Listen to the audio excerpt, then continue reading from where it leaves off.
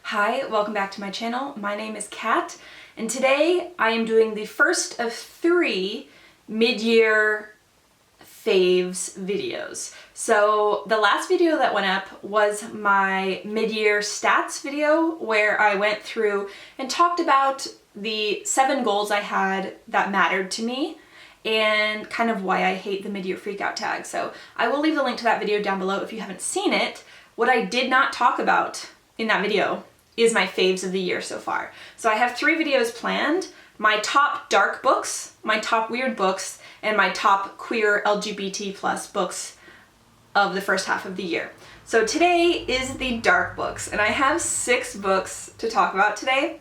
So if you don't like dark, if you don't like grisly stuff, if you don't like gore, if you don't like blood, if you don't like dark themes, this is probably not the video for you. Why did you click this video? But if you do like some of that stuff in your books, then these are all really good reads, which I recommend. So these are the dark books. So like I said, there's 6, and they're in order from my least most favorite to my most favorite. So number 6 on the list, The Savage Instinct by Marjorie DeLuca, who is an English writer. This was an arc I had. It came out in May. This is following Clara in the 1800s in England. And after she has a PTSD episode and an episode of hysteria following a stillbirth, her husband very kindly places her into an insane asylum where they do all sorts of horrible things to her in order to get her back on the right track so that she wants to accept her husband's sexual advances again and move on with her life and forget about that horrible experience that she had. So the day is set. Clara is released from the insane asylum, and she has to navigate a way to fit back into society because she absolutely does not want to go back into the asylum. So she wants to basically fit in enough that her husband leaves her alone. And one of the ways that she does that is by joining like sewing circles and social groups.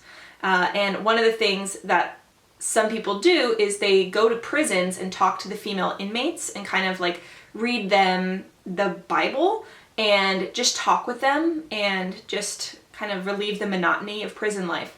And the one person that she talks to is Anne Cotton, who is accused of being a serial killer who used poison. And you are watching as Clara and Anne form this very like dangerous, uneasy friendship. So I'm just gonna read you the trigger warnings: involuntary stay in an insane asylum, cold douche shock treatment, drugging, incitement to suicide, suicidal thoughts, poisoning of children and adults, death by hanging, medical examination, asylum life, physical violence, stillbirth, loss of a baby, and attempted rape. So do with that information what you will, and we're gonna move on to my number 5 pick for dark books this year.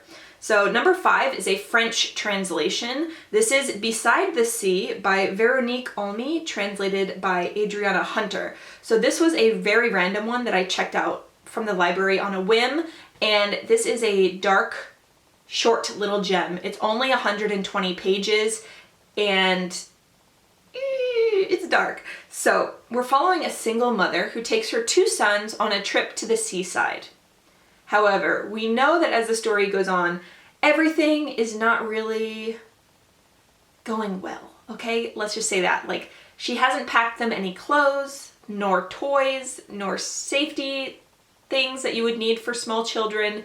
In fact, she hasn't really been allowed to see her children that much for reasons we don't know. So the trigger warnings for this are unstable mental health, thought spirals, panic attacks, and death of children. So do with that what you will. And we're going to move on to number 4, which is a Chinese translation from Taiwan. This was a recent read for me. This is The Membranes by Ta-Wei, translated by Ari Larissa Henrik. So this is very weird and unlike anything I've ever read before. So we're following Momo, who is a skin dermal technician in T-City, which is a biodome on the ocean floor because humanity has completely messed up all of Earth. And anyway, we're following Momo, and she is in charge of putting a protective layer of new skin on people who are like famous or wealthy, and then it keeps them from aging. So at the end of the week, she peels the skin off and puts a new layer on for them so that they never age.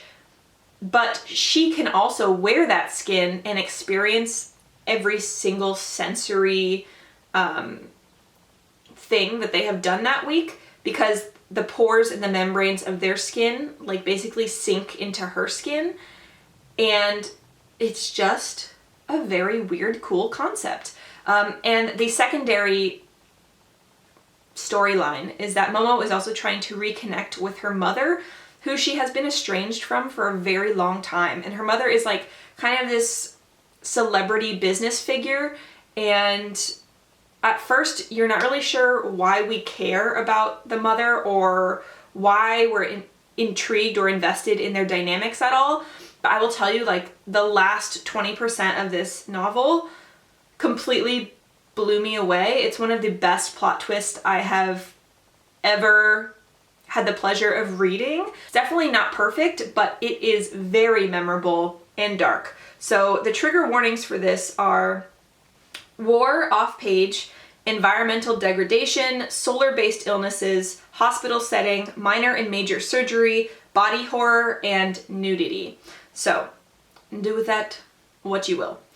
All right, my number 3 dark book or reading experience of the year was The Tangleroot Palace by Marjorie Liu. So this is a series of 7 short stories, and they are dark and they are really, really awesome. For me, 6 of the 7 short stories were 4 stars or higher. So I will just give you a very quick rundown of like what the stories are about. So 1, Sympathy for the Bones, involves dark magic and grave digging and revenge. Number 2, The Briar and the Rose, is a female-female feminist sleeping beauty retelling. Number 3, Call Her Savage, is so cool. So cool. This is one of my top 2 that I love. This is a steampunk historical reshifting, and it has mutations, submarines, and deep sea diving. Then there was Where the Heart Lives, which deals with like ghostly fae woods and mute love interest. And then 6, After the Blood, which is my other favorite one. Amish vampires, gunslinging main character, body horror, and so much gore and blood. I wish that this was a movie. It would be so freaking fantastic.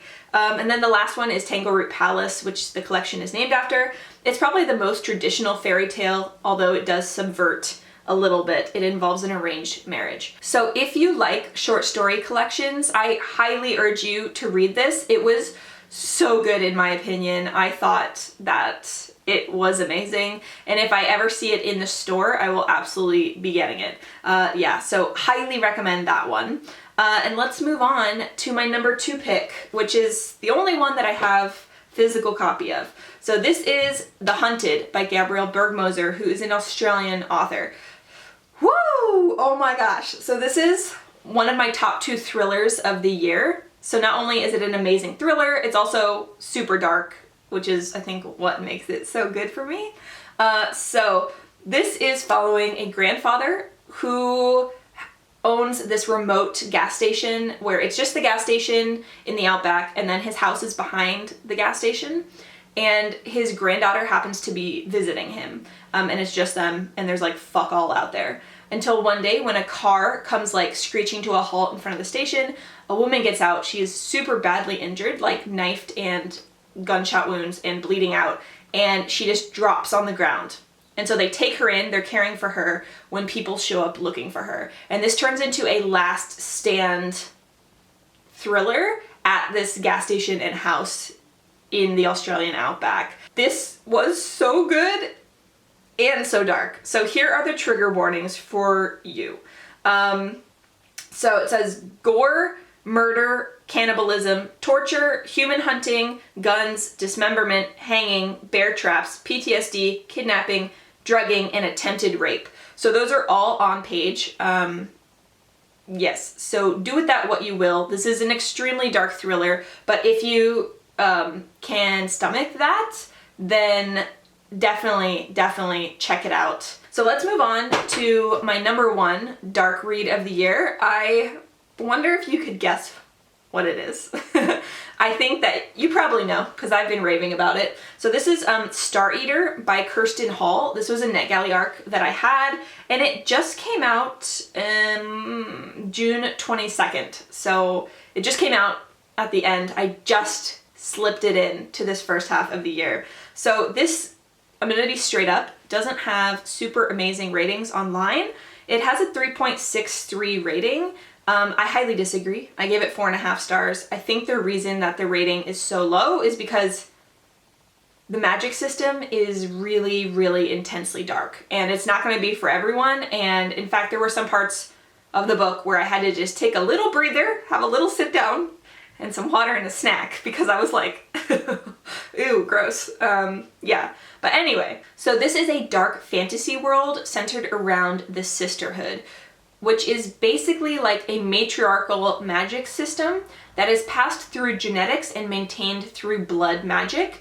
And long ago, the sisterhood lifted the city into the sky to protect the citizens from haunts, who were humans that have since turned into monsters. Our main character is Alfreda, who is a sister. So you don't get out of it. Like if you're born into it, that just sucks. That's just your life. So she hates being a sister because she hates the magic, hates the job, hates how you have to maintain the magic. And she doesn't really get a choice because you have to continue the line, and she really doesn't want to get pregnant. Like that's the last thing that she wants to do. So she's balancing that aspect against this secret rebel faction who has blackmailed her into spying for them. And then the third section is her spending time with her long-hood childhood friends, a boy and a girl who she really wants to protect from like the darker sides of the sisterhood, but she's having mixed results. It's like political, societal, very dark story about her and trying to get out of the sisterhood. This also has bisexual and lesbian representation, and I also cried 3 times reading this book. Like I got weirdly attached to the characters. I didn't expect to, and I usually don't in fantasy. It's usually like fiction that really gets me, but for some reason this book just like got me by the balls, non-existent balls. So anyway, there are so many trigger warnings for this, and I'm just gonna say them here. So we have gore, blood, body mutilation, cannibalism of both alive and dead people, rape, body horror, forced impregnation, murder, physical assault, cutting, trauma, traumatic visions, chemical abortion, stay in a sanatorium, off-page, burning at the stake, airborne infection, monster horror, infanticide, off-page, parental abuse, off-page, claustrophobia, which is fear of confined spaces, and then nyctophobia, which is fear of the dark. So please let me know which books you have read this year so far that were really dark and that you really enjoyed. Please let me know down below, and I will see you in another video soon. I am going to either do my favorite queer books of the year or my favorite weird books of the year next, and I will see you then. Lots of love. Bye!